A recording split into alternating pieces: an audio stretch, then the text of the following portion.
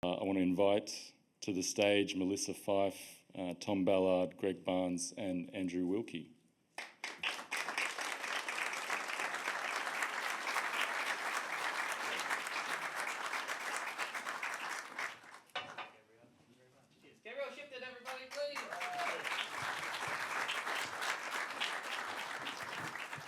Thank you, Gabrielle, for that lovely welcome. Hello, everybody. Thank you so much for being here this evening. It is a pleasure to be with you. I didn't quite realise this is the first event of the Information Rights Project, and I'm sure it's going to be the first of many. So thank you so much for coming along on a Tuesday evening.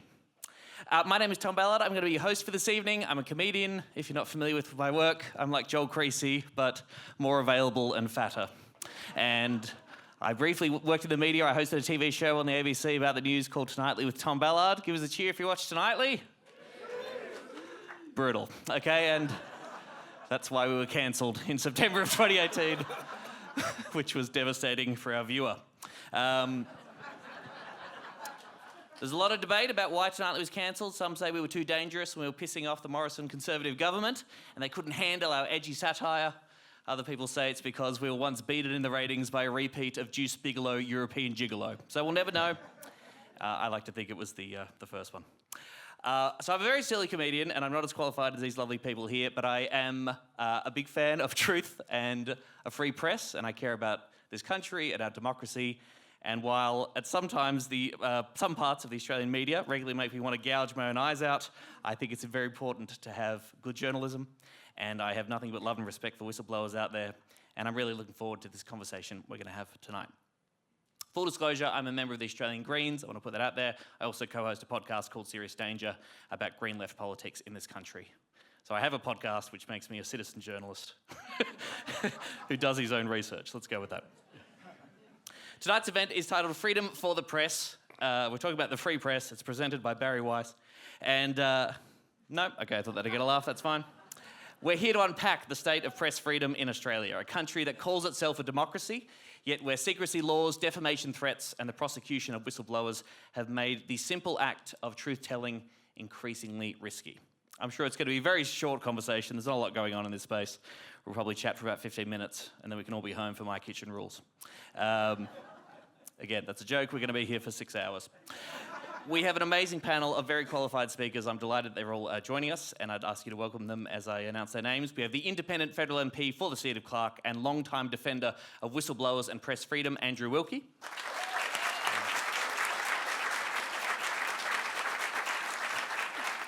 The barrister and indefatigable human rights advocate, Greg Barnes, SC. Hello, Greg. And the award-winning investigative journalist and senior writer with Good Weekend and The Age, Melissa Fyfe. Hi, everyone. A politician, a lawyer, and a journalist walk into the Wheeler Centre and have a wonderful conversation about press freedom. The way tonight's going to work is we're going to have a conversation for about an hour or so, somewhere around that length. We're going to talk about big picture stuff and comment on recent relevant events. It's going to be a fantastic conversation. Then we have time at the end for your questions. We'd love to hear from you. Keep that in mind throughout our conversation. If you feel like we're missing something or something in particular you'd like to hear from these three wonderful people about on this topic, we would love to hear from you. We have a Slido QR code question situation. We'll come back to this. You can scan this at the end there. If technology is not your thing, we'll have a microphone as well. But we'd love to hear from you towards the end of our conversation. So please keep that in mind. The good people at the Information Rights Project have suggested that we explore three key themes this evening. The legal and political barriers that make it harder for journalists and whistleblowers to do their jobs. The impact of censorship and self-censorship on what the public gets to know and what remains hidden. And most importantly, why protecting the right to know is essential for the health of our democracy. Now, I think they're all great. I think we can start with the third one first, because it's pretty uncontroversial. Everyone in this room cares about a free press and knows why and believes it's important and fundamental to the health of our democracy. So I'd love to just hear from our three panellists reflect on that idea. Why is protecting the public's right to know and a free press so essential to our politics, our freedom and our democracy? And we might start with our resident journalist, Mel. Oh my goodness. I really feel that now more than ever, given the situation with the whole world, that I feel just the basics are so important, which the basics I mean just reporting what happened in a way that sort of that doesn't isn't affected by disinformation, misinformation, in a way that is clear-eyed and tries to get to the nub of the day, whatever happened on the day. Then there's also a really important role that the press plays in investigative journalism, and just to think of one example by my colleagues, which I think is so crucial, is the investigation that we ran at The Age and the Sydney Morning Herald on, called Building Bad, which was an incredible investigation into the CFMEU and their incorporation of underworld figures, the dodgy contracts, the connections, the fact that the Labor government looked away from what was going on in building sites. I can't think of, another media organisation or team. Nick McKenzie and Ben Schneiders were the key reporters there. They suffered threats. The work that they did was actually really dangerous, but it was really important, and I think that kind of work really needs to be supported, and it just makes me really value their work as journalists. Greg, how about you? Well, look, I just to pick up... Sorry, if I could ask you to bring that mic just a little bit closer to you, that'd be great. Thanks, mate. Just to pick up what Melissa said, the hallmark of a democracy is meant to be that we have freedom of speech and freedom of expression. And that, of course, is predicated upon a position that says that a free press and the free reporting of material, irrespective of how uncomfortable it might be, ought to be allowed within certain limits. It's not a free-for-all. But whilst these are motherhood statements, one of the fundamental problems in this country is that they are not protected, these rights, because we do not have a Human Rights Act. And so, whilst this is a general statement to get the discussion going, you can't leave that alone, because if you don't have a Human Rights Act, if you don't have the Canadian protections, the South African protections, the UK protections, European protections, a lot of what we're talking about tonight is far more difficult. And the sort of reporting that you can get away with in this country and the sort of whistleblowing you can get away with in this country, and by get away with I mean protected from reprisal, is not constitutionally secured, and that is a serious problem in a democracy. I definitely want to come back to that. Andrew, how about you, reflecting on the broader importance of protecting the public's right to know? Well, history shows clearly that governments and many in the private sector default towards secrecy. And the only way that secrecy can be busted open is when people who are witness to things that are irregular or worse, criminal, that they speak up. But speaking up is actually a fairly unproductive exercise unless there's someone to actually tell the community what you're speaking up about. Imagine, as a whistleblower myself, I suppose I'm here as the politician and the whistleblower, and that's fine. But my observation is that people who speak up are almost completely ineffective unless the media publicises it. And they need to have an unrestrained legal right to publicise it. When I spoke up over the lies behind the invasion of Iraq in 2003, no one would have known what I had to say unless the media reported it. Julian Assange's circumstances, through his whole saga, in particular when he was jailed in Belmarsh prison, would have been unknown to the world unless the media publicised it.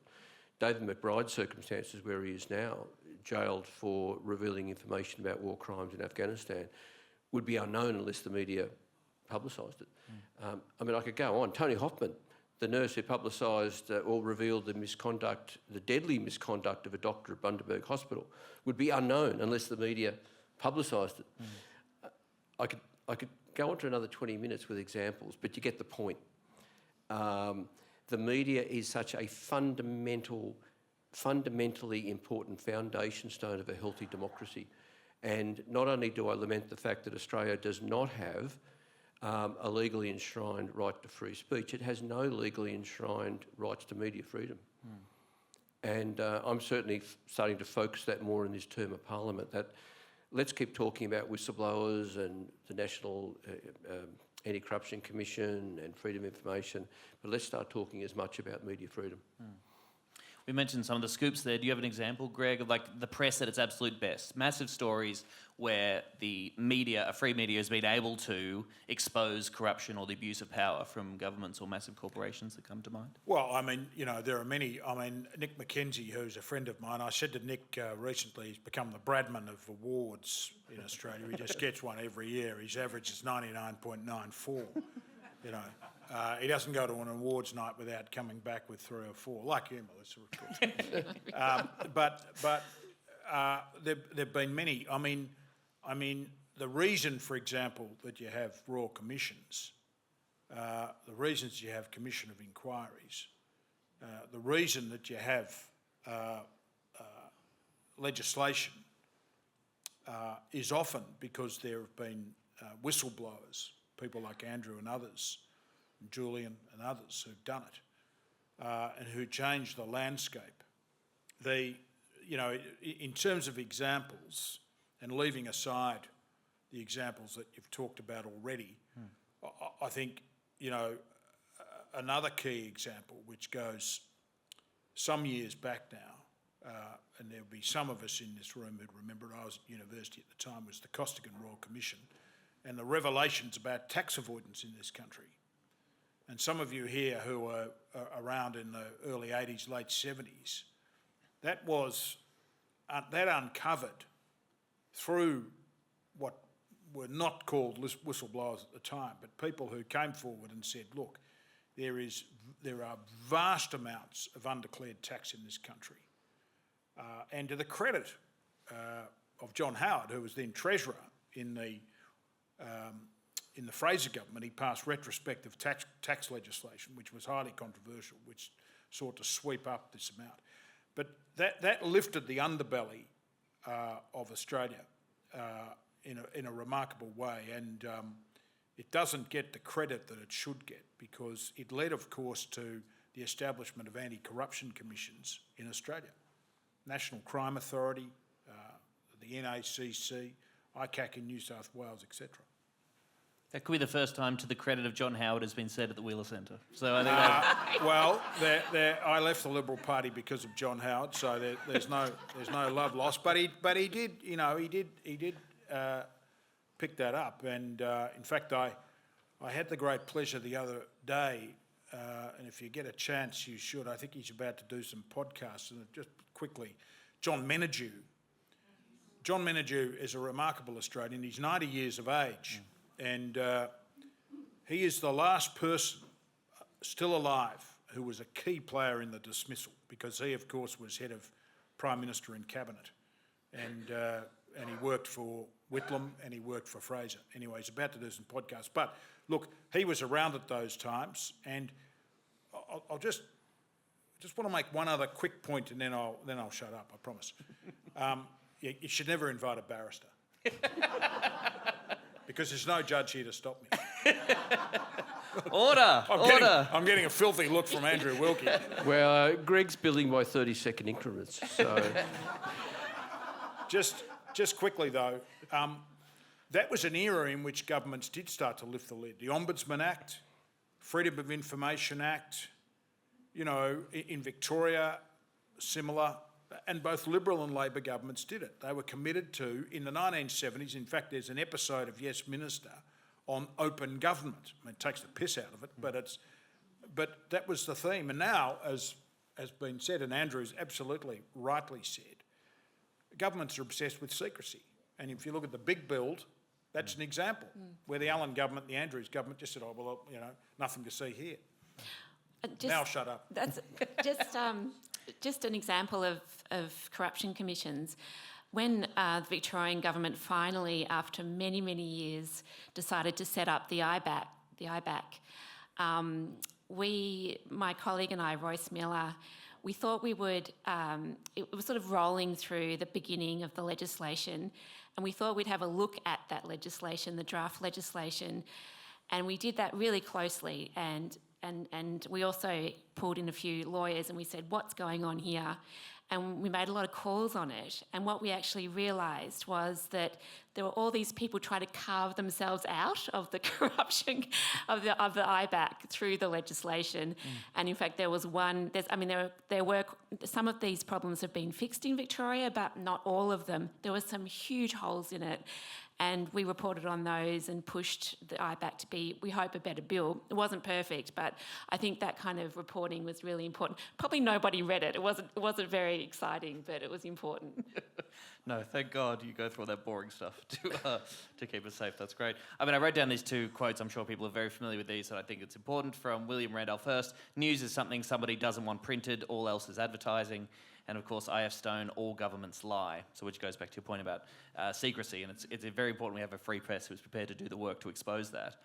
And just before we move on to the rest of it, on this point, do we also see the importance of a free press when we see the press neglecting their duty? And I'm thinking particularly of something like the New York Times or the Washington Post backing in the WMD lie, right? That's when we see a free press neglecting in its opportunity, buying the government's lie and just propagating that misinformation, and yes, neglecting their duty as a free press and keeping the public truly informed.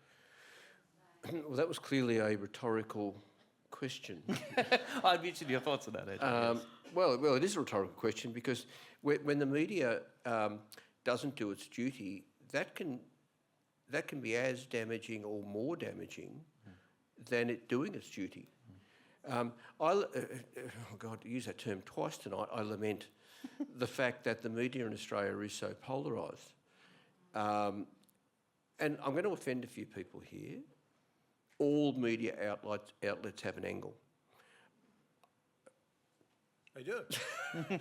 I don't know that any media outlet is without its take on things. And anyone who's there thinking, oh, I'm not real sure about what Andrew is saying, I think you're being a bit naive. And I certainly start my day or go through my day and I read, I read The Australian, I read the Fin Review, I read the Fairfax Papers, The Age, Sydney Morning Herald, I read my local rag, The Mercury. I watch Sky News, I watch ABC, 24, and across the whole lot, I then, am informed. But I think I'm a bit odd. I will accuse many in this audience of going to the media that accords with your view of the world. And it just reinforces your view of the world. And most people don't have access to, or the inclination or the wealth to afford to go to all of the world's media and to form that view. And that's a real shame. We can skip Sky News, can't we? I will even go to Sky After Dark and hear... You got to know what they're saying. It's wild. It's wild. It does get more difficult the later it goes on, the later in the night. But no, I make a point of listening to all those points of view. And I am odd. Most people don't. I would like media to go back to the days when most journalists reported the facts of the matter, and then on the opinion pages there was some opinion articles. Wouldn't that be refreshing? Whereas now, and okay, I'll take them on, the Australian newspaper is the worst offender, where every article has an editorial line. And that is not in the public interest, one bit. But that is, if I owned a newspaper, I would say I have a right to publish what I want, and I do. Maybe what we need to do is focus more on critical thinking in our schools and amongst our younger people so that they can read stuff and they can put it in context, but sadly they don't. My wife Claire, she gets the news from Guardian Australia. That's good, it's a great publication, it's a great media outlet, but that's all Claire watches, or reads I should say. And Claire, that's not a criticism of my wife, by the way. I'm very, very happily married to Claire. But For now. until she sees this podcast. Yeah. Just quickly, Mel, do you want to defend the Australian or anything? Or?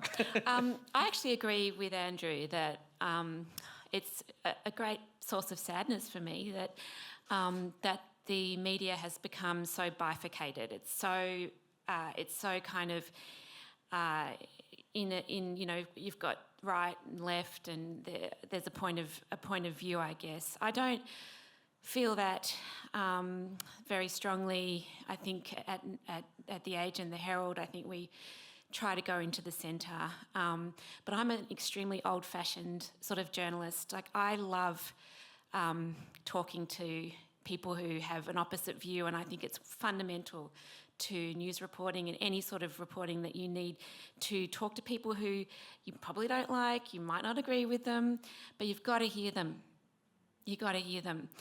I was on a panel for some trainees, interviewing trainees a couple of years ago, and I just thought, oh my God, like some of the young people coming up, I just don't know if they value that central kind of journalism anymore. But that was pounded into us as young journalists that we have to talk to everyone.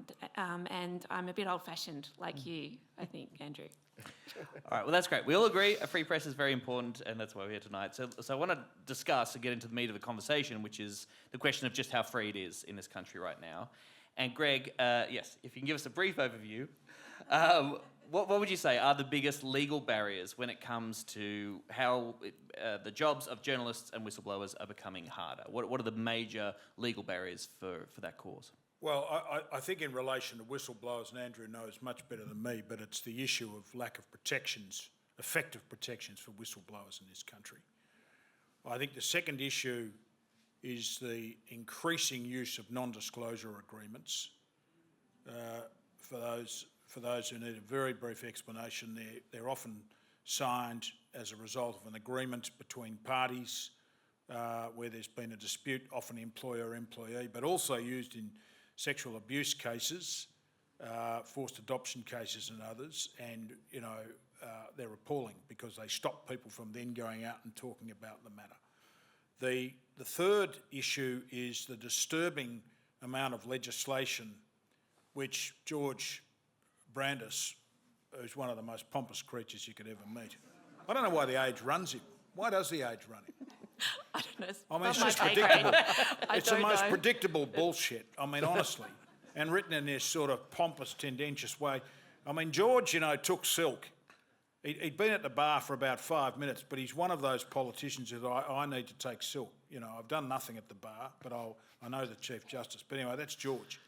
But he introduced some of the Stay on topic, councillor, please. You're skating on thin ice. You need a gavel.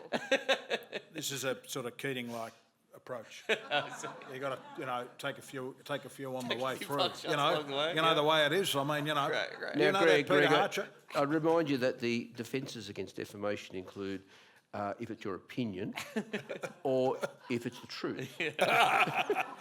I was going to get on to Peter Harcher.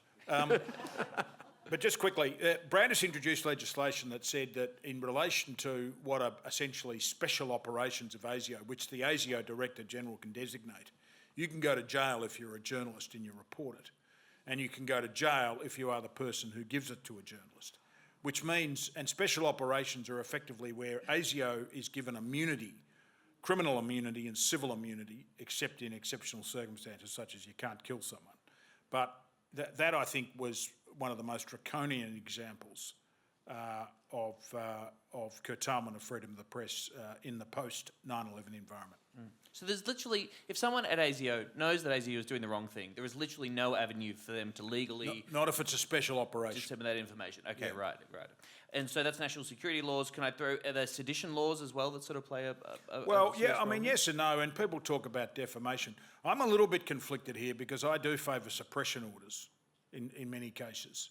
And that's because of the irresponsibility of some of the media and trial by media. And with the greatest respect to Nick Mackenzie, he and I have had this debate over the years, but I think suppression orders are necessary in cases to protect the rights of an accused person when there's been media vilification. And you mightn't like this, but George Pell is a good example. He was vilified prior to his trial. Vilified. No chance in front of a jury, in my view. And that's not what you want. Everybody's entitled to a fair trial. So when it comes to suppression orders, I probably am not on the same page as some people in this room. But sorry, sedition or I don't think sedition is a major issue. I think anti-terror laws are problematic. I appeared in the Melbourne terrorism case 15 years ago now, and I think anti-terror laws are problematic, although haven't been used a lot. But you know what? The main aspect of that is the National Security and Information Act, which means that some material can be deemed to be secret, and the defence can't see it, and the media can't see it. Only the judge can see it, or the magistrate can see it, and the Attorney General has to sign off on whether or not questions can be asked about it. That is a serious problem. Gosh. Mel, I'd love to hear the journo's perspective on suppression orders. We're actually discussing that briefly backstage there. Yeah. We'd love your thoughts on that, and generally speaking, how the law affects what you do and trying to get to the truth of the matters. Yeah. So suppression orders, I do think, are an issue. Obviously, sometimes there are cases where a suppression order makes sense. But what's happened in particularly the Victorian legal system is that there's so many given, and I feel that it's almost like defamation, which is if you can afford a barrister to go and argue the case, and judges really, they don't like journalists. I think they're tending towards issuing many, many more of these suppression orders, certainly than they ever did. There's not good numbers on them. But this year I was in court fighting a suppression order by a politician, and we lost, and that affected our reporting. But by far the biggest thing is defamation. The defamation laws in this country. I think there was a claim made that Sydney is the defamation capital of the world. Defamation laws really are for often rich white men who use them against the media, and it is has fundamentally had a chilling effect on our work, and we think about defamation all the time. And I can go into the way that's changed our work. But of course, the Ben Roberts-Smith case, which again, Nick McKenzie and the veteran journalist Chris Masters, they're reporting on accusing Ben Roberts-Smith of being a war criminal. That case, it's not an exaggeration to say that when that case was decided in the federal court, I think the whole newsroom was holding our breath, because if we couldn't prove that case, that would have had much more of a chilling effect than already the defamation laws have with our journalism. Incredibly, we did win that case.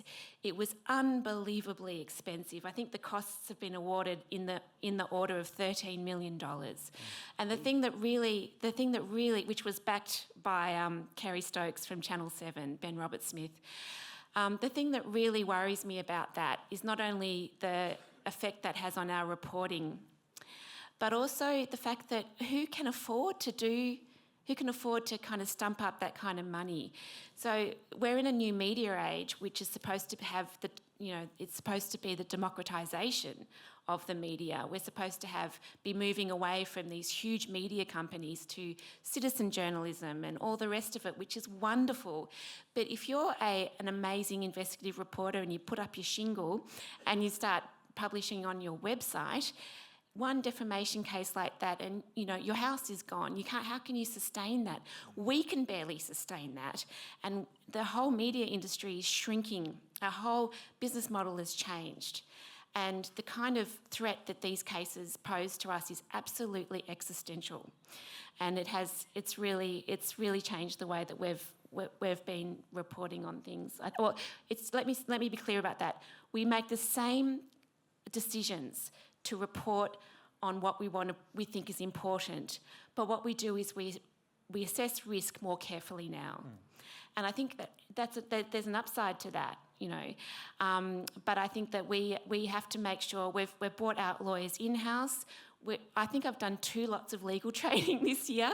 We're all very well legally trained, not as well as Greg, obviously, but we really think about it all the time. But it's fair to say that there are stories we're not hearing. Stories do get spiked because, in the balance of probabilities, because of the defamation risk, it's decided that's not necessarily going to be worth it in the end if that defamation case is brought. Yeah, it depends on the circumstances. I think what the stories that are spiked are like, is this worth it? But we still do the big hard ones. We still go after the big people. We still make those decisions. And I think it just takes, it's like even the story I did, the last story I did, a profile. I was on the phone to the lawyer before I'd written a word, trying to strategise about how to avoid a writ from that person. Who was that person and who were they having sex with? My last profile was a profile on the developer Tim Gurner, so that was kind of a bit hairy. Yeah, You've got resources. We got through it. Yeah, Andrew, do you want to weigh in on this? Well, the other half of this story, I mean, at the end of the day, the media is seeking to publicise what someone is telling you, or what you found out yourself. In which case, that kind of makes you the whistleblower. So central to the story is, what are the protections for the whistleblowers, to your sources?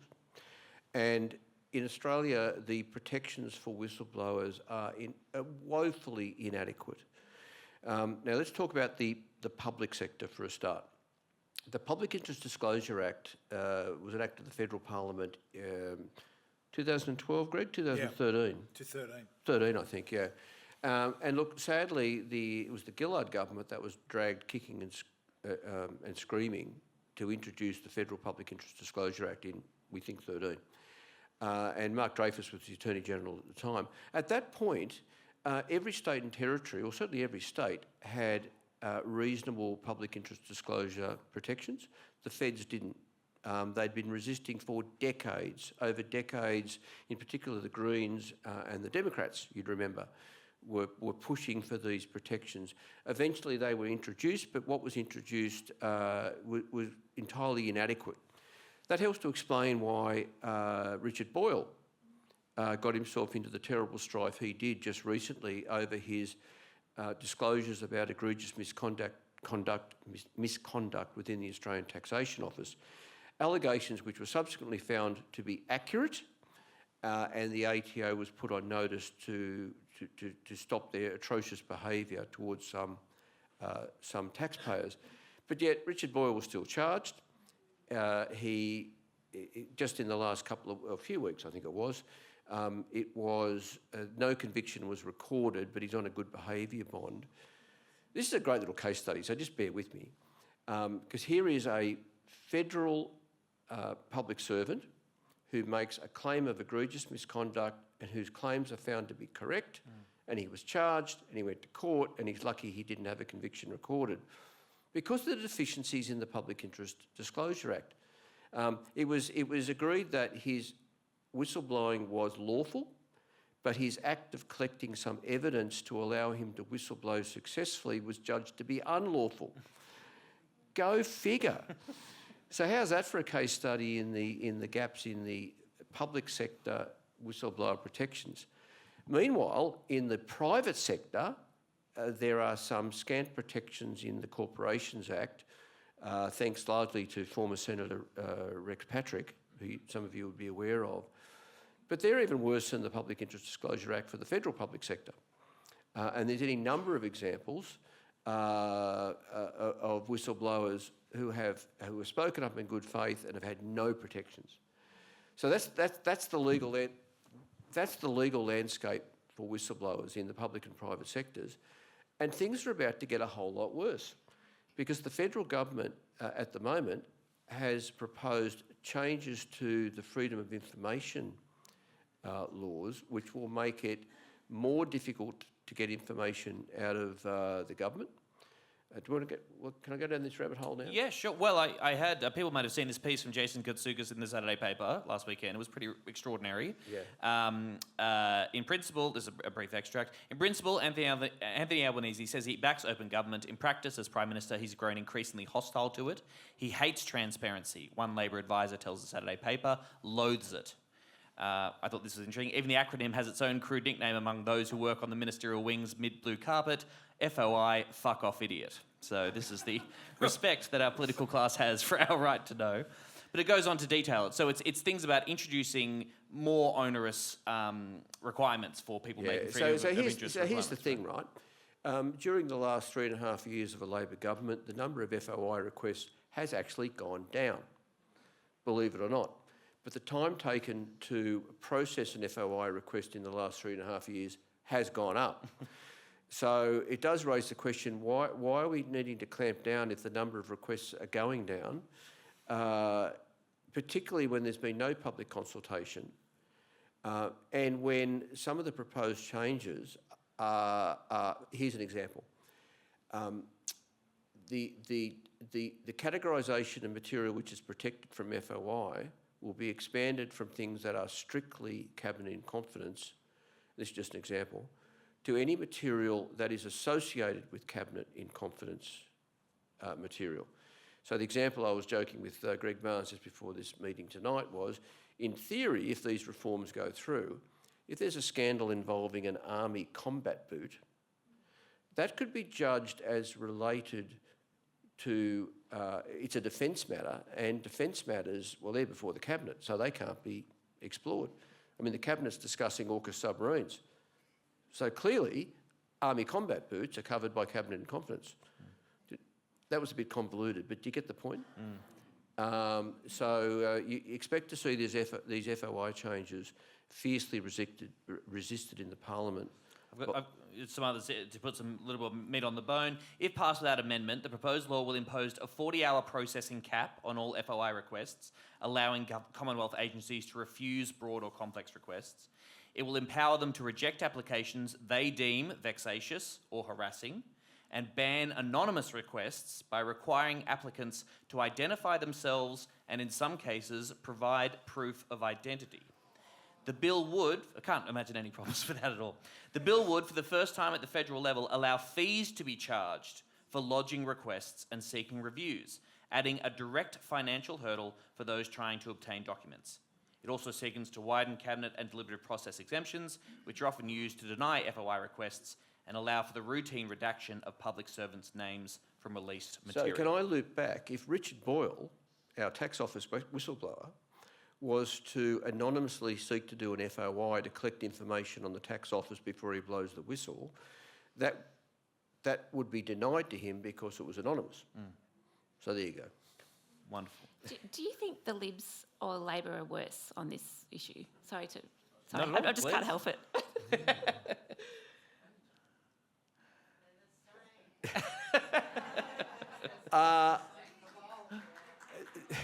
That's a very good question. What do you think?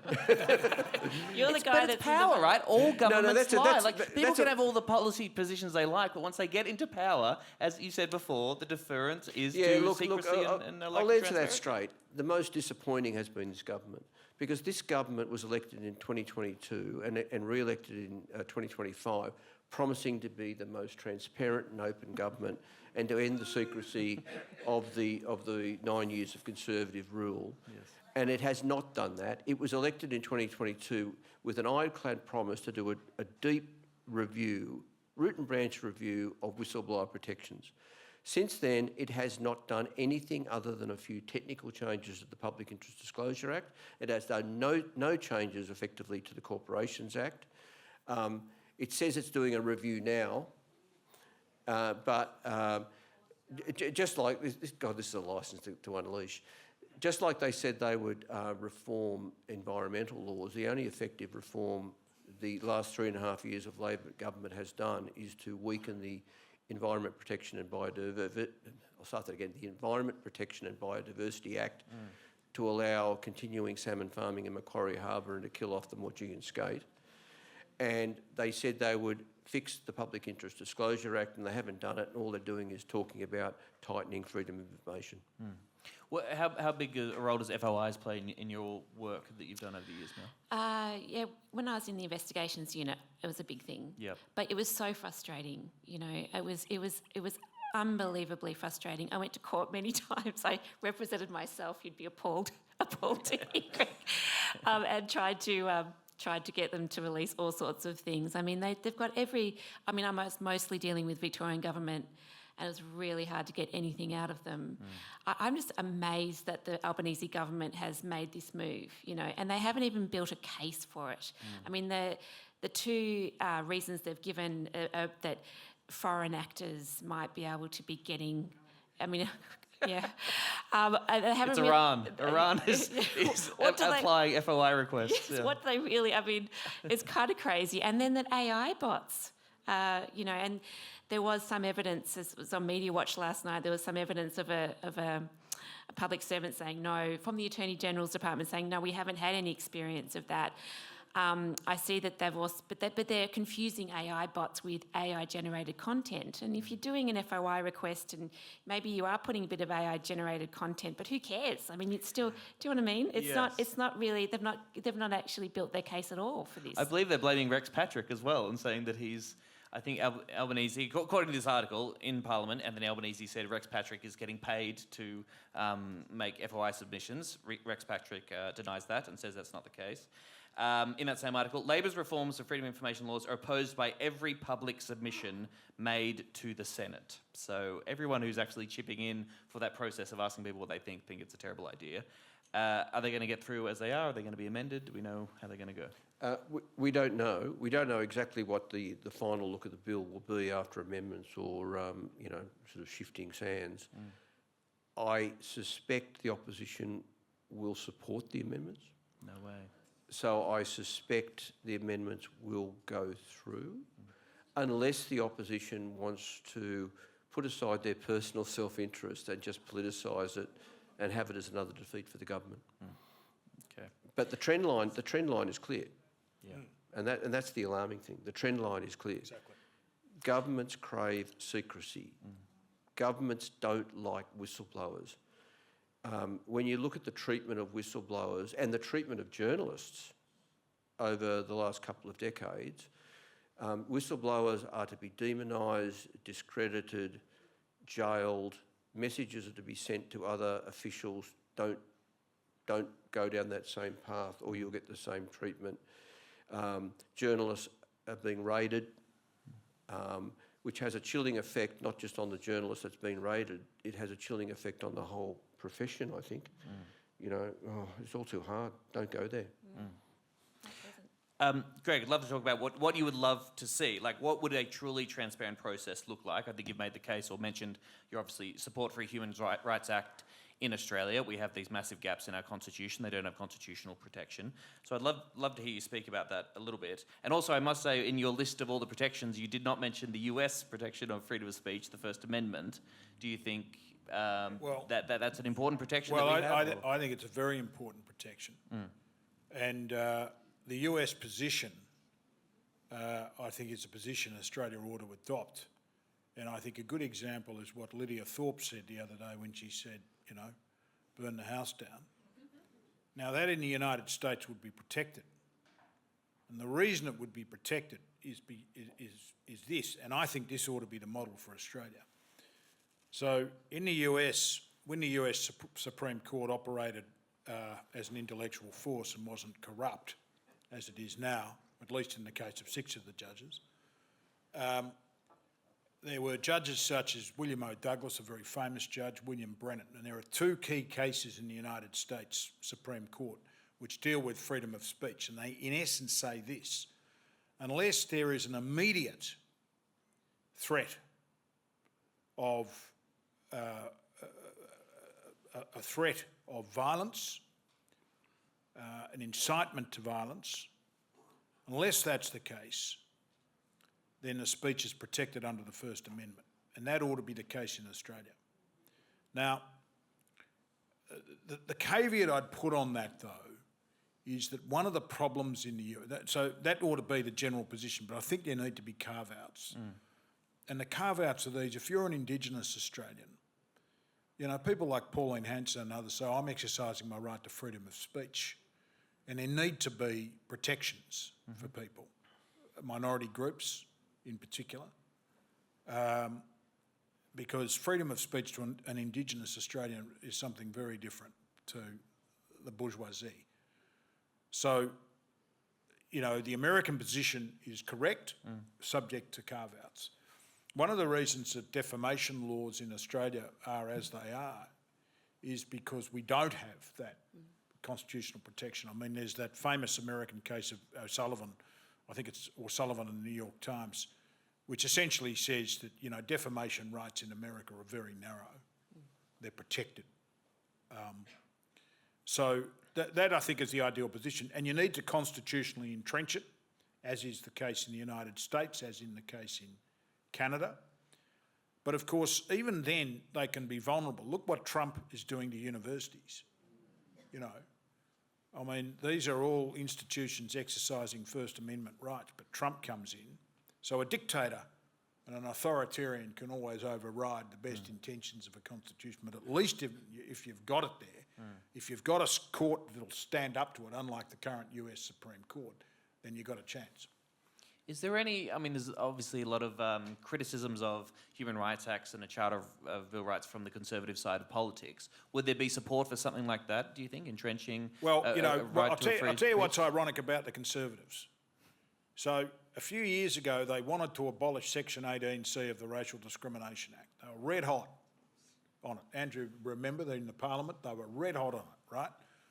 After the Bolt case, etc., they wanted to get rid of it because they thought that they ought to be able to say what they like about Aboriginal Australians. Now they love it. Now they love it. It's become the Zionist best friend. And the right is running around saying it's a very important protection to stop anti-Semitism in Australia. So, that's one of the issues with the right and its hypocrisy on this. But the right is opposed to a Human Rights Act, that is the right as we have it today, because they don't believe in human rights. The Liberal Party doesn't believe in human rights. I mean, if you're a genuine Liberal, you don't belong to the Liberal Party anymore. So, and let me just tell you, there are plenty of people in the Labor Party, particularly Catholics, who oppose a Human Rights Act.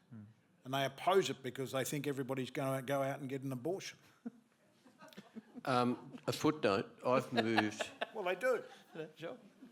I've moved an Australian Human Rights Bill twice in the Federal Parliament, and on neither occasion did it get the support of either the Coalition or the Labor Party. Yeah. Good stuff.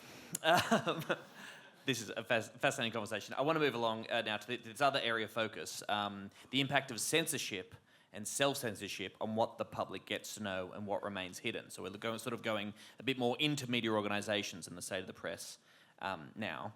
So Mel, reflecting on your time in journalism, can you pinpoint those sort of moments or pressures when that risk appetite in your newsroom has sort of meant, particularly around contentious topics, has meant that, yes, as we were saying before, the stories aren't pursued or particular lines of inquiry are dropped, and the fear of being persecuted either for legal or massive cultural backlash or the law getting involved in your journalism. Can you remember moments when those have come up and have stopped us, the public, getting the full story? Not a lot in terms of I've never ever had a commercial pressure put on me ever in 30 years. Wow. I had a interesting experience last year where I did a profile of Jamie Carr, the amazing female jockey, and at the same time, Nine was sponsoring the Spring Carnival, and so that I'd been chasing Jamie for a long time, and probably because we were a sponsor, I actually got that interview finally. There was the VRC, the racing club, was extremely nervous the whole time, and they were on me, at me the whole time, and they used all sorts of ways to go through the advertising department, through my editor, to try to get me to fall into line, but never once did I have anyone, my editor or anyone, say, you need to do this way. I think at least in my organisation, the commercial pressure is overblown. The idea that we are pressured, I've never found it. With defamation, the thing that really worries me, that I've been grappling with a lot in my work in the last year or two, is that, these days we want to tell women's stories as thoroughly as we can. We want to, if they've got an experience of rape or sexual assault or family violence, in my profiles, I want to tell that really, really well, and I want to give them a voice. But that goes right up against defamation law. So there have been several times where the woman wants to tell her story, and the lawyers will say, that guy might sue. I mean, people have said that the Me Too movement did not really have its full reckoning in Australia because of our defamation laws, right? Yeah, That played a massive that's role. 100% true. Yeah. I think, and maybe Greg will I want to come in on this. disagree with me about this, Sure. but the law does not serve women well. When it never has, it still hasn't, and I wish I could sit here and tell you that I know the answer to this, because I don't. All I can do is push against our lovely lawyers who are just trying to protect us and the organisation. But I feel that women are not fully able to express their full histories. Yeah. Greg? Well, I mean, I hear you, and I don't disagree with your general proposition, Mel, but people have a right to a fair trial. People have a right, everybody has a right to a fair trial. And there is nothing more insidious in terms of undermining of the rule of law than trial by media. It is appalling whenever and wherever it happens. We have a jury system in this country. If we had judges alone, I wouldn't mind. But we have a jury system in this country, and jurors are vulnerable to media. And this idea that somehow they can put it all aside is nonsense. And there has to be circumspection shown by the media in the way in which it reports on cases. But we don't see it. I've had clients who've suffered as a result of media coverage, adverse media coverage, in the lead up to a trial. I'll go back to the Pell case because I think it's an important example. People confuse, and I get it all the time, oh, Greg, how can you defend George Pell? I'm not defending George Pell. I am defending George Pell as a citizen who is entitled to a fair trial. He was subjected to blanket negative coverage before his trial. Appalling negative coverage before his trial. If he had a judge-alone trial, if that had been allowed, he would have been acquitted. He was acquitted in the High Court 7-0. People say it was a technicality. Let me tell you, it was not a technicality. The High Court had the last word on that case, as it should have. But the conduct of some of the media in that case was disgraceful. And if he'd had a judge-alone trial in Victoria, let me tell you, he would have been acquitted. Now, a free press is fundamentally important. And, I'm involved in the Information Rights Project. I believe in a free press. I also believe in the bedrock principle that everybody is entitled to a fair trial, and the media need to respect that. Andrew? Seeing as we're being controversial, Yeah, go on. some of you would be aware I've been very active in gambling reform, and I've been very outspoken about the behaviour more recently of the online and sports betting companies. And I have, on 3 occasions, actually moved a bill in the Parliament and received no support that would put a positive obligation on gambling companies to satisfy themselves that big money being gambled is not the proceeds of crime. If they suspect it is the proceeds of crime, to report it to the authorities, and if they don't do that, then a federal court can order the gambling company to pay the money themselves to the victim, the original victim of the theft.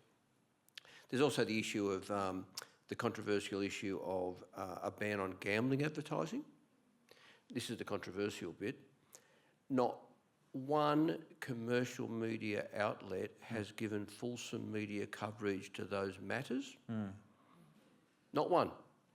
It's been left to the ABC and SBS to cover those matters because the ABC, and I'm not so sure about SBS, don't pocket hundreds of millions of dollars of gambling advertising revenue. And that's shameful. Yes. Yeah. And thank God we have public broadcasters in this country, I think. Because of those reasons. You know, this is what people completely miss when they talk about, oh, if the ABC is so great, just privatise it and sell it off. He goes, no, by doing that, you fundamentally change the nature of that as a news organisation. And the fact that it doesn't have advertisers allows it to do the fearless kind of journalism that it does. That's not to say there isn't great journalism at commercial outlets, that's not what I'm saying, but the presence of public broadcasting, I think, is crucial to this conversation. I, for one, am very glad we have them, not just because they sometimes give me jobs. All right, we are getting slowly towards the end of our conversation, but we want to hear from you as well. If we could have the Slido QR code up there, please, Nevna, thank you very much. So if you're a tech whiz and you're into scanning QR codes, you can scan this fantastic QR code and submit your question via Slido to us, and we'll have those conversations come through and I'll put them to the panel. If you'd rather just ask a question to a microphone, we can accommodate that too. But I've got two more things that I'd really love to run by our panel, and then we'll come to those audience questions. But again, get Slidoing if you'd like, and scan that QR code. I mean, the thing hanging over this conversation to me is the impact of the war in Gaza over the past 2 years. And I'd like to just hear your reflections on that in the context of this conversation. In August, the International Federation of Journalists put the death toll of Palestinian journalists during this conflict at 240. It is the deadliest conflict for journalists in recorded history. Recently, the MEAA federal president, Mikey Slezak, described the killing of those journalists in Gaza while Israel continued to block all other journalists from entering the region independently to cover the genocide as the greatest attack on press freedom in the world today. I've been going crazy these past 2 years. I'm sure there are just a litany of examples of, in my view, journalistic malpractice, really sinister lobbying efforts to try and influence the media coverage of this particular war. The list is quite long. Antoinette Lattouf obviously comes to mind. The Mary Kostakidis case. There was a recent story about SBS still not acknowledging the existence of Palestine or recognising Israel's genocide. We had the independent journalist Chris Hedges' appearance at the National Press Council Club being cancelled. The press club denied they cancelled his speech, thanks to the great work of Lamestream, which is a great independent outlet. My friends Osman Faruqi and Scott Mitchell do great work there. We know that he was actually confirmed for an event which was then cancelled. We also learnt or drew attention to the fact that National Press Club is sponsored by major weapons manufacturers, which was very bizarre. What do we think about the past 2 years of this war? What has it taught to us about the level of press freedom in this country, people's commitment to journalistic values, both the good and the bad? I'd be really interested in hearing all of you reflect on the impact of that on this particular topic. Maybe starting with you, Mel, if you don't mind. Well, the killing of journalists in Gaza has been so appalling. You know, it's been, 100 and something, 150, I can't remember. 200, but the figure was put at over 240. 240, I mean, it's unbelievable, unbelievably sad. And it came to the point where there was virtually nobody could send their journalists in there, and that's exactly what was the required, what they wanted to happen. No witnesses, I guess. This issue has been aired internally and a bit externally, and I'm probably not. I don't know if this view is shared by many on the news floor, but I'm the chair of the Independence Committee for The Age, and my strong view is that editors and senior journalists should not have taken any of these trips to Israel. Well said.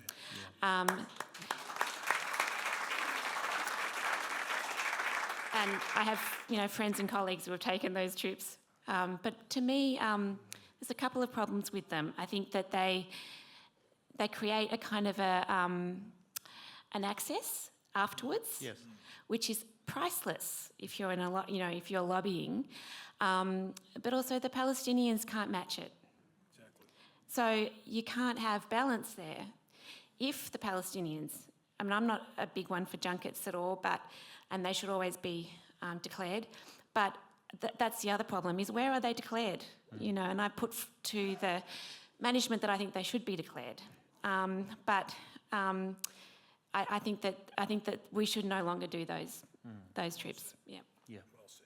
There was a crazy story that came out this week about Douglas Murray, who, and whatever you think of his journalism, whatever, presents himself as an unbiased commentator on these matters. Turns out he was writing speeches for the Israeli ambassador in 2014, and yet still claims to be an independent journalist on these things. But Greg, your thoughts on the past 2 years of conflict and what it tells us about press freedom in Australia? Can I just congratulate Mel on what she said, because it takes a bit of courage when you embedded at a very senior level in news organisations to say what you said.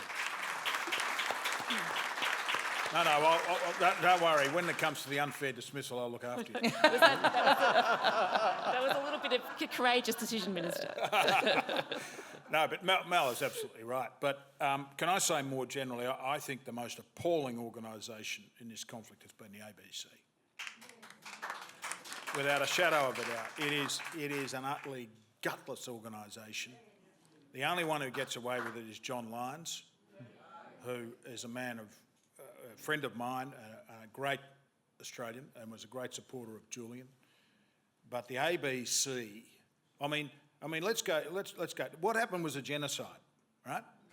And the hypocrisy. This is the hypocrisy of the Australian media. Rip into Russia, they rip into China, but they leave the Israelis alone. And that's the ABC, right? That is the weakness of the ABC, right? Senior people in the ABC who allow this to happen. And look at Lattouf.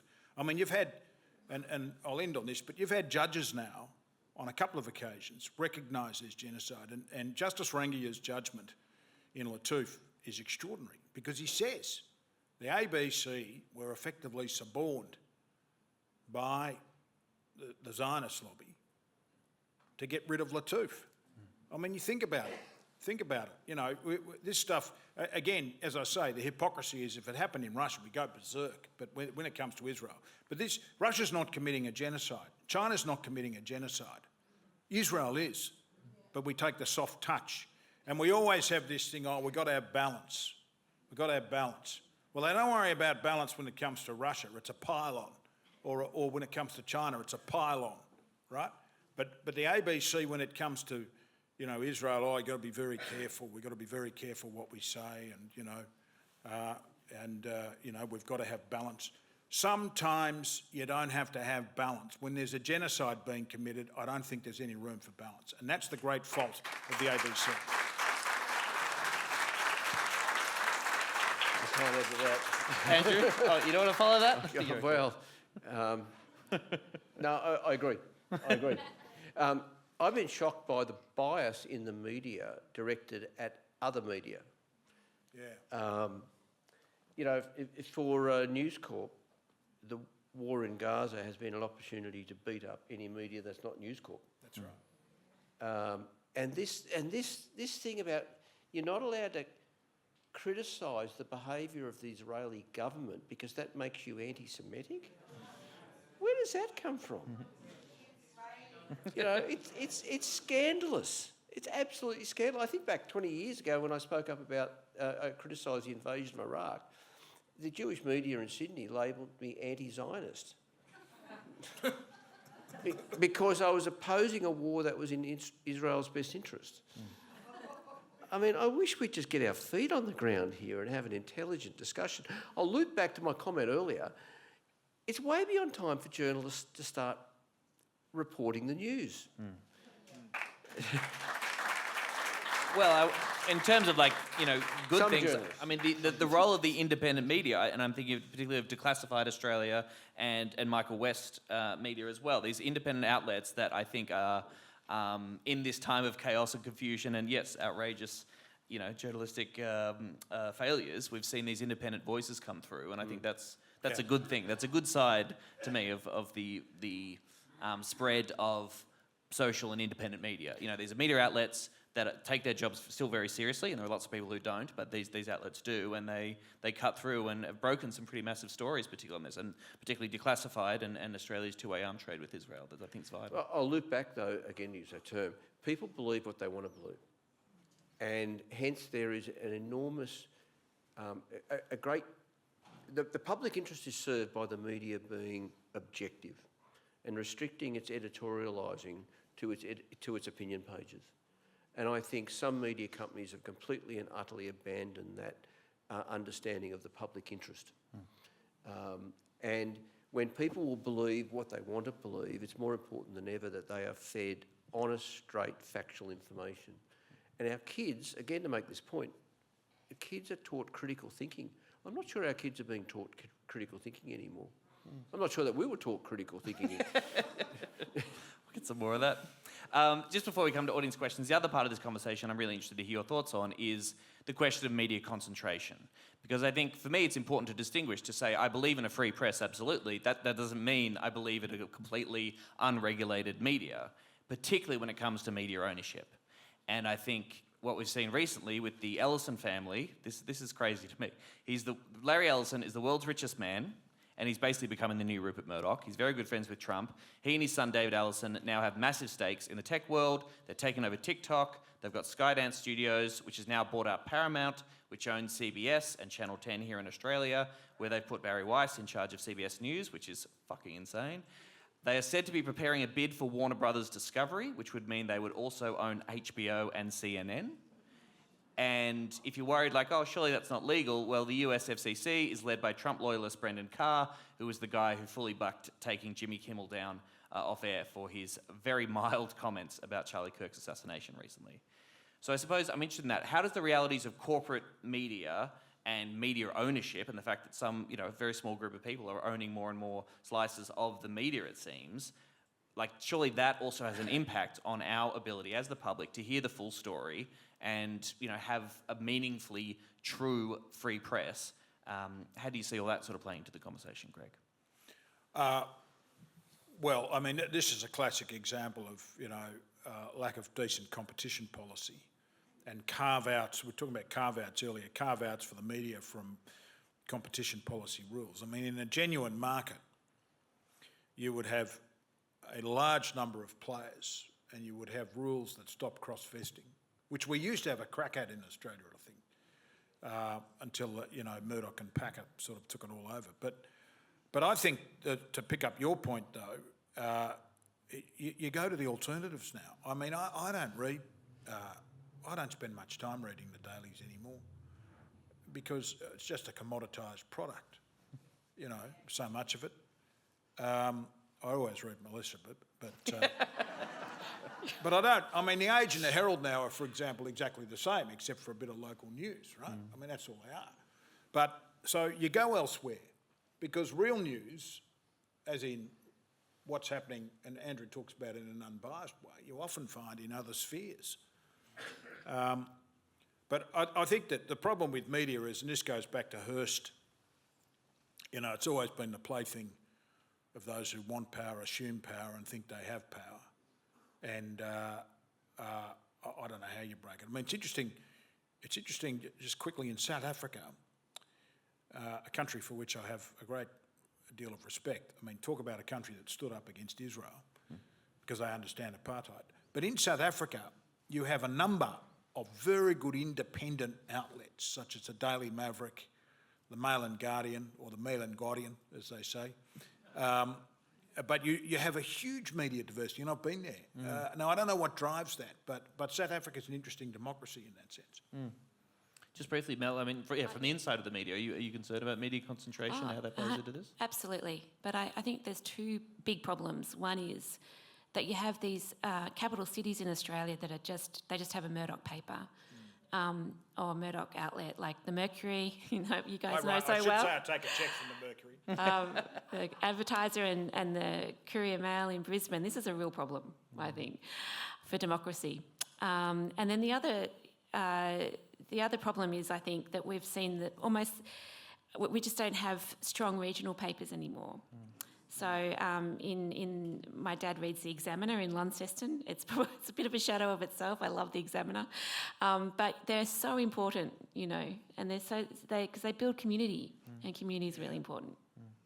And Andrew, just briefly, am I right in thinking that Keating sort of unwound a lot of the media ownership laws back in the day, and should we bring that back? Should we break up some of these companies, or is that a threat to journalistic freedom, having such a concentrated... No, of course we should break up the media concentration. Yep. Last time I checked, about three-quarters of print media in Australia was owned by News Corporation. That's still about right? Yes, I think it's about right, yeah. And under using the excuse of new technologies and online, there seems to be a willingness of governments these days to break down media concentration laws even further. But can I add, and I'm not planning to travel to the United States anytime soon, so I will remind you, and some of you are students of history would remember this, that media moguls should be careful what they wish for. It was the most powerful media moguls in Germany that supported the rise of Adolf Hitler. Yeah. And then once Adolf Hitler had become all powerful, he cut loose those media moguls once he didn't need them anymore. Yeah, that's right. That was a sobering thought, wasn't it? Yes. Tough gig. This is the toughest comedy gig I've ever been on. We have so many questions coming in on us, Harlow. Thank you very much for that. If you'd rather ask a question in the room, maybe if you want to pop up your hand, and Nevna might come find you with a microphone shortly. But let me run some of these by our panel. Let's keep our responses relatively quick if we can, just so we can get through some more of them. This is from Craig. How do you believe digital media and AI threaten press freedom? This may involve profitability, independence, and AI summaries in search results. Maybe first of all, Mel, is AI playing a big role in your journalism at the moment? We're definitely onto it. We have very strict rules around whether if any of our reporting is AI assisted, that has to be declared. We have been looking at ways that it hallucinates, and we're very careful in how we use it. It may replace some journalists, though. Let's face it. Digital, the digital aspect, we've been dealing with that for such a long time now, and I think we've wrestled with the beast, and we're really a digital organisation as well as a dead tree organisation. So yeah. Did anyone else want to speak to AI? Not okay. on that one. Helen has asked, why in Australia is there now a crime called hate speech? Now, I would have thought that the hate speech laws have been around for a little while, but do you want to respond to that, Greg? There are hate speech laws. This is a very difficult and complicated philosophical and jurisprudential issue. Now, I'm not being silly about that. It's highly complicated. There are reasons for hate speech laws, but on the other hand, they can be abused.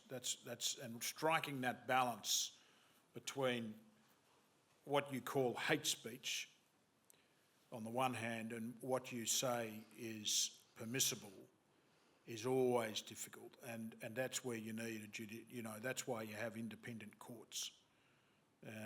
If you take, for example, what Lydia Thorpe said, we have to burn the Parliament down. Now, at one level, the level I would operate at would say, well, it's a time-old expression that generally talks about a sense of liberation. It's been used elsewhere. She's got no means to carry it out. Some others might take a view that it is in fact an incitement. Now, where does the balance lie? And that's always the difficulty. And that's why I think hate speech, there's no right or wrong answer. I think legislators like Andrew have a tough job with these laws, because getting that balance right and getting the phrasing of legislation right in these areas is extremely difficult. So I don't think you can say you're anti-hate speech laws or you're pro-hate speech laws. I think it really depends on, you've got to look at the legislation, you've got to look at the case law and see where it's taken you.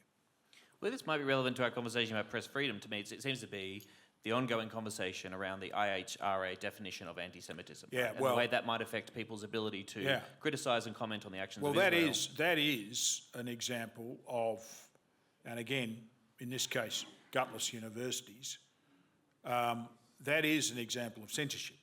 The IHRA definition has been rejected by some courts.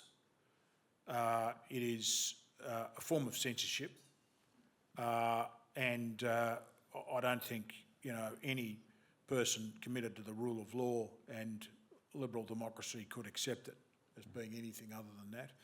And just on that, the anti-Semitism envoy's claim that funding should be removed from arts organisations and universities if they're not doing enough to combat anti-Semitism is one of the most Trumpian things that I think we've ever heard in this country.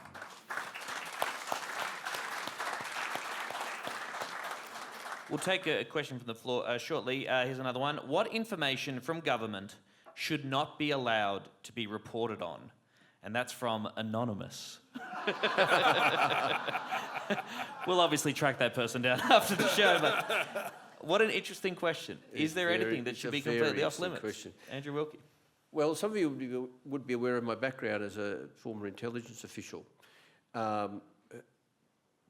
who revealed intelligence material. So you might be surprised to hear from me that I agree. I do think there are some information is genuinely sensitive and genuinely should be kept secret. Where that line is arguable. Let's go back to World War II. Was it okay, this is a rhetorical question, was it okay for the Allies to keep secret the preparations for D-Day? Now, I think a reasonable person would probably say that was a genuine secret, and it was in the interest of many nations to keep it secret from the Nazis. At the other end of the spectrum, was it okay for the Australian government to keep secret its real reasons for the invasion of Iraq in 2003? Well, clearly that was a scandalous deception of the Australian people. Where is the line in the middle? There's 100 people in the room. I think we'll get 100 slightly different answers. But I would hope we would agree that when something is genuinely in the national interest, then it is fair enough to keep it confidential.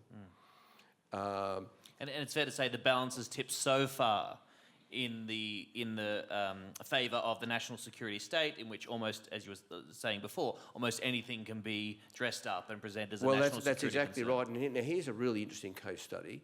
Some of you would be aware of Bernard Cleary acted as a lawyer for witness K. K? Yeah. I've lost track of all the letters, yeah. So witness K was an Australian Secret Intelligence Service officer who was involved in the bugging of the East Timor Parliament building in order to give Australia an unfair advantage during the bilateral treaty negotiations over basically the Timor Gap and the royalties from oil and gas. Yeah. It was eventually revealed. It became a public issue. Witness K was convicted for breaching national security legislation by revealing that spying. I made a formal complaint to the Inspector General of Intelligence and Security because I claimed that spying for a commercial advantage for Australia was a breach of the Intelligence Services Act. The IGIS replied that no, Australia's economic security is a legitimate part of our national security. Oh, Jesus. Now, I'll take it from that grain that many of us would agree that was a ridiculous finding by the IGIS. You know, the CIA had to stage those coups because America's economic security was dependent on them exploiting resources from a variety of different third world countries. So where is the line? And that line is something that's sometimes decided by courts. It's more often decided by governments. And hence, that's why we need governments of integrity, and we too often don't. I'll just quickly, I mean, the journalists and media organisations in Australia have had a long history of negotiating with governments over D-notices. I don't know if they're still called that, but these are very important matters of defence or whatever, that if we publish them, people might die, that state secrets might be released that damage the national interest. So there has been a long history of that. The line, I can tell you the line, because I think that Annika Smethurst suffered the line, which was when she was raided. Really, that's about embarrassment. Yeah. That's not about state secrets. That's about the fact she was embarrassing those people, and so I think we need to be very clear about that. But there is negotiation that goes on, and I think legitimately so. And the state always fails to recognise journalists' commitment to protecting their sources, right? Like they want to prosecute journalists for the crime of keeping this information closed, when everyone knows journalists have to protect their sources, otherwise they'll be terrible journalists and they'll be throwing people under the bus. And the fact that the state can't recognise that, and the fact the state gets more outraged at the uncovering of the wrongdoing than the wrongdoing itself is a disgrace. Nevna, yes, thank you. Question for the floor, please. Question from our audience. Yeah, I just wanted to ask the group, because you've already touched on the issue in the Middle East. What concerns me, and you've mentioned it, Greg, you've mentioned about the ABC. All the journalists, all the media never use the word genocide. I haven't seen one media source, whether it's the SBS, the ABC, all the commercial stations, all the newspapers, they don't want to use that word. It's like you can't use it. I want to know from the speakers, particularly Melissa, what is the justification for that? Interesting. I mean, I'm not close enough to. I've not reported on it. I don't know. But I've noticed the same thing. Although the other day I did notice that on the ABC, they had a news item which did actually have the word genocide, and then after the news item finished, there was a comment like the Israeli government doesn't doesn't accept. So that was really interesting, because I thought that was an incremental push towards. I mean, that's like saying, Nazi Germany doesn't respect, that, People don't tend to say, we're totally doing a genocide. I will say, I read a piece from Paul Sakal in the SMH today, and the framing is often there have been findings by human rights organisations and a UN Commission of Inquiry that describe what Israel is doing as a genocide. But yes, far too little, too late, in my personal opinion. Well, he also wrote that stupid piece on the Greens. Well, yes, he did, which was very bad. But he's pro-Israel. It's a constant frustration I've found, this is true of the 9 Fax papers, is a framing of Australia's relationship to Israel as a two-way arms trade. They will never definitively give us a question. They'll say, the Greens say Australia has a two-way arms trade, the government says we don't. The end. I'm like, hang on, that's not your job. Your job is to give us a definitive answer on that. And in fact, thanks to reporting in Declassified and at the ABC, we know that export licences have continued between Australia and Israel post-October the 7th. So that's one particular point on this conflict that's driven me quite crazy. But we're seeing public opinion tide and change there, and some outlets have responded accordingly. I wonder if some media are just scared stiff of taking sides. But the truth isn't a side, Andrew. Oh no, I'll take sides. It is genocide. Yes. Of course it is. But then you've got the Australian that takes sides, and we condemn it for taking sides. But then you've got the Australian government sort of doesn't want to take sides, and some media don't want to take sides because they don't want to offend anyone. But everyone should be on the side of being against genocide, right? Like the idea that is, presented as a side. This binary is presented between Israel and Palestine, but I expect my press to take the position that genocide is bad and that international law should be respected and that the truth should be exposed. Well, I mean, we had no problem with Rwanda, right? The media, and rightly. This is the preponderance of scholarship in international law is that this is genocide, right? I mean, that's the consensus view. It's like climate change, yes. Right? So why don't we say it? Yeah. What stops us? I'll tell you what stops us. Because it's Israel, and because the pressure will come on, the harassment, the bullying of the bosses. I mean, you want to talk to Bob Carr about it. What happened to him after he came out and shifted on it? The harassment he got from, you've probably had it, Andrew, the harassment from the Zionist lobby. Sorry to interrupt the panel. We've got a question from the front, and I'll come back to the middle there. Oh, the great man. Hi. Just a brief preamble. Craig Murray and Roger Ward. Craig Murray wrote the strategy paper for the ICJ, the International Criminal Court, International Court of Justice. He wrote that, and he and Roger Waters shopped it around Geneva until they got a nibble, and that strategy paper was on the cabinet table in South Africa when the decision was made. How do we learn things and what motivates us? So I've always fought with Greg and my fellow comrades about media. What is media? Well, just to give you an example, which is framed as a question. When Trump has a meeting, 50,000 people rock up, there's 5,000 reporters. These things. That is spread by a factor of 5, 250,000 for one meeting. Tucker Carlson interview with Vladimir Putin, 1 billion views. Joe Rogan is paid $180 million a year because he gets 300 million views per annum.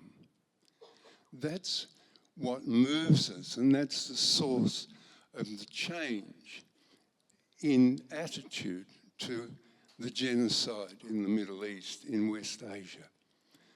I can't say the name of that country because it brings forth demons, but that's the question. What moves us? And I see from your commentary that you believe that the structure that used to exist still moves us, when it's surely the case that it doesn't move us at all. Well, John, I don't disagree with you. I think in relation to Tucker Carlson, for example, who I know you know, I don't know him, but I know Gabriel knows him, there's no doubt that he is of influence. I mean, when Tucker Carlson interviewed Ted Cruz and said to Cruz, how many people live in Iran, this country you want to invade? And he said, I don't know. That's news, right? And that's shifted opinion. So I don't disagree with you about the breakup of the atomisation, if you like, of media. I think you've long said it, and I took a while to come round, but of course you are the eminence. And no, he's a great friend. But I think you make a very valid point, John. Does anyone else want to respond? Yeah, look, I want to finish on a bit of a positive note here, almost finish. I'm inherently an optimist, and I am very optimistic about the power of people and the effectiveness of people organising, and with modern technology we can organise even better. Here's a few examples. This federal government is phasing out the export of live sheep to the Middle East. That has only come about because of sustained public pressure at the grassroots level over years. This government has recognised, for what it's worth, the state of Palestine. That has only come about because of sustained grassroots pressure over a couple of years. This government, okay, it's not going nearly far enough on addressing climate change, but it's gone a darn sight further than the previous government, and that is only because of sustained grassroots pressure over years. You know, it's easy to be despondent at big media and big names, but I'm actually quite optimistic. You know, when we mobilise, and we can mobilise so much more effectively because of that phone and things, and I think I've got 5 teenage children. Don't ask me to. 3 teenage stepsons and 2 teenage daughters, and I look at their worlds and their media feeds. They can be mobilised, and they do mobilise. Think about the school strikes for climate. Now, these were really powerful. You know, I think things are not lost, but we've just got to keep fighting, because the moment we stop fighting, the other side wins.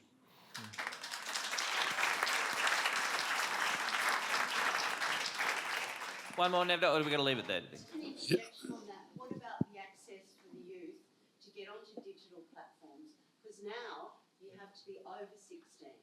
You know, we need to generate people's critical thought within primary school and public schools. You know, it begins somewhere. It doesn't begin at uni. It doesn't begin at school.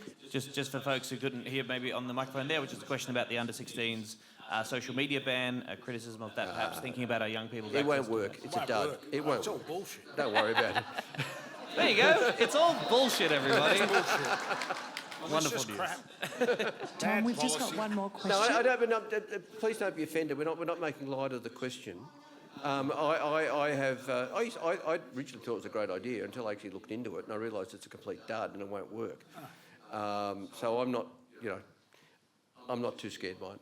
Why do you want to do it? I mean, it's built on mythology, right? And the mythology is that somehow there's this link, inextricable link between, for example, youth suicide, youth crime, etc., and access. There are no, I mean, there's work out there in progress, but this has suddenly become a gospel. It's like this idea that if you lock kids up, there'll be, suddenly crime will go Total down. crime. Do you have any thoughts on this? I'm all for it. You're for it? Yeah, I don't care if it doesn't work. It just lets me say to my 11-year-old, no. And the Australian government back me up. We've just got one more question. We go for in one the more, middle here. Nevda? Yep, sure. Yeah. Thank you. One more question? Yeah, given the reality that the very best time there's ever been for a human to be alive is right now, doesn't that give us great cause for hope? Yeah. It's easy to forget that sometimes, but yes. Did anyone want to respond? Well, I think you've given us our hopeful thought there, Andrew. Anyone else want to talk about? Are you hopeful, Greg? Am I hopeful? Yeah. Of what? Don't worry about it. I tell you what, when you feel a bit depressed, what you do is you go online and you watch Paul Keating Question Time performances. I know people who do that. Yeah. Because they are magical. And then you watch him at the National Press Club last year where he ripped into them about, I love the way he got stuck into Matthew Knott. I actually quite like Matthew, but the way he got into Knott and that, client journalist, Peter Harcher. Well, I mean, there's an example, right? I mean, they get duchessed by the Americans. We talk about Israel. I'll tell you the other thing, Melissa. They get duchessed by the Americans, right? Harcher and these people, they get over there and they think they're important. And then they come back and write this bullshit about AUKUS, which, as Bob Carr said, is the greatest transfer of wealth out of Australia that I've seen. I'll leave it on that note. Well, Greg, I wish you'd been a bit more forthright tonight, but I was looking for a job with you by doing impersonations. no, you were very good. I He's been appreciate a it. wallflower, just a total wallflower. We could, of course, as I say, keep talking for hours, but we will wrap things up there. We'd like to let you know you can join the Information Rights Project campaign to protect press freedom by signing their open letters on their website or at the back of the room at a booth calling for David McBride's freedom and standing in solidarity with journalist Mary Kostakidis. These are simple actions, but they can help us put pressure on decision makers and show that Australians do care about the right to know and press freedom. Before we wrap up, please would you join me in thanking our fantastic panel here, Andrew Wilkie, Melissa Fyfe and Greg Barnes. My name is Tom Ballard. Thank you so much for being here tonight. Get home safe. Thank you very much. Good job.